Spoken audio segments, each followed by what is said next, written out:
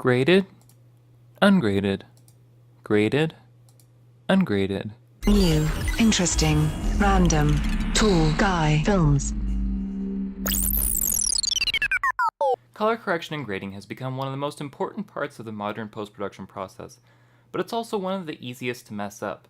New filmmakers are frequently trying their hands at coloring their work, thanks to the proliferation of coloring tools, while lacking the skills they need to properly balance an image.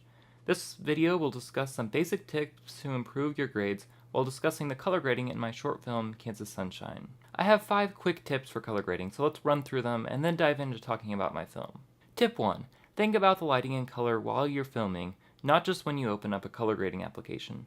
It's easy to focus on getting well-composed shots and good sound on set, but you also have to pay attention to what colors are in the scene, where the shadows are, and other lighting and color-related concerns. Color correction works best when it accentuates what you already shot rather than completely changing it. Tip 2. Always use manual exposure and white balance.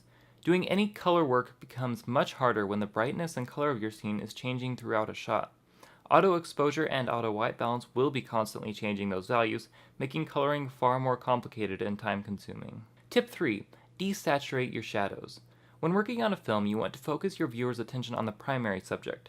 Since our eyes are attracted to bright colors, desaturating the shadows will help draw your audience's attention to the mid-tones where your subject should be, as well as make your image look more cinematic. Tip 4.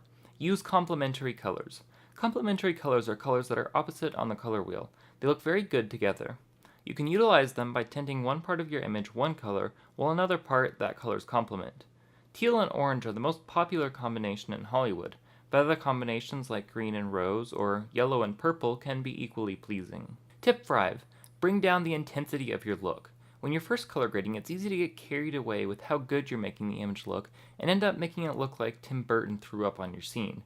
No matter what, no exceptions, slide the intensity of your look to no higher than 80%. Once you're more experienced working with color, you'll learn how to grade an image without overdoing the look. Now I want to talk about some details of the color grading in my recent short film, Kansas Sunshine. Typically, romantic, action, fantasy, and sci-fi movies allow for very creative and unique looks in the use of color, but comedy rarely does the same, unless it's tied with another genre like a rom-com. Since Kansas Sunshine was purely comedy, I went for a purely accurate look rather than a complex creative grade. Overall, this simply meant balancing the color in the image. The Lumix G7 I shot this film with seems to be biased towards red hues, as many cameras are, so often I had to take some of the red out of the scene. I also had to convert the low contrast images I got using the flat picture profile Cinelike D into a more natural looking image. There were 2 scenes in particular that presented particularly challenges for me. The first is the opening sequence of the film where I accidentally left the camera on auto white balance. The second is a scene that takes place in an elevator with a window, with the lighting frequently changing as a result. Unfortunately, due to time constraints, as this film was only edited in 4 days, I wasn't able to fix most of the problems with the color in the opening sequence. This means that there are a couple shots which fade from bluer tones to more natural tones.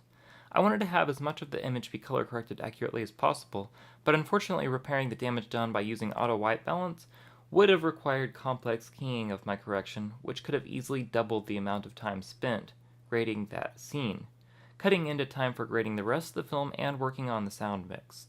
The elevator scene was particularly complex because of rapidly changing lighting. The actors were backed up against a window with bright light coming in, but that light went away every time the elevator crossed a floor. Because I set my exposure for the shot with the lighting coming in, my actors were bathed in darkness and the accompanying image noise 3 times. I fixed this by grading the image with a shot of the actors behind one of the floors. This helped me accurately brighten the image, but it also boosted the noise in the image. Unfortunately, I didn't have access to a high dynamic range camera, like a Blackmagic Pocket Cinema camera, which would have allowed me to capture the background outside the elevator and my actors without excessive noise in the shadows. Overall, I think the film managed to turn out very well in terms of the overall coloring. Hopefully you guys learned from the mistakes I made and are able to go out and make better films. Anyway, that's it for this video. If you enjoyed the video, hit the like button. If not, feel free to hit the dislike button. If you have any questions about my short film or this video, feel free to leave a comment, and if you want to see more videos like this, please subscribe.